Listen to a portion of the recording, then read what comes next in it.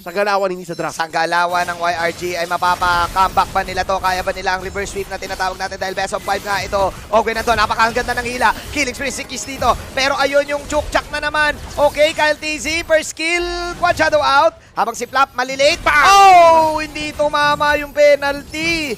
Tingnan natin, nabuhay pa si Krami. Chok slam to. Ube ano? The red ube. Usually, violet ang ube. Oh, pero dito red. Siyempre, violet talaga yun. Okay, Flap easy. Tingnan natin. Napakagandang reach na. Penalty zone. Flicker out. Pero babanatan siya ngayon. Innocent with the passive. Zaman Force para kay Innocent ngayon. Nagtatakbuhan ng side ng FCAP. Ay, ganda ng Eternal Guard Golem. Pero nandito si Kyle. Of course. With Augie Shadow Kill. Pero nagkabit-tabi na ngayon ng side ng YRG. Dahil mas gusto naman na Super Marco doon sa manang gilid. Si Kram may binabanatan. Tamang normal hits. Habang nandun naman si Kyle. Mag-isa lang siya. Na Ano, effect on final slash! Final Woo! slash sa labas dito. Super Marco nakapag-out naman. Habang si Flapty si makapag-flicker out. Sekis nandito. Ayan na. Fracture ka, boy! 200 gold para kay Sikis. At ngayon si Kyle TZ nandun.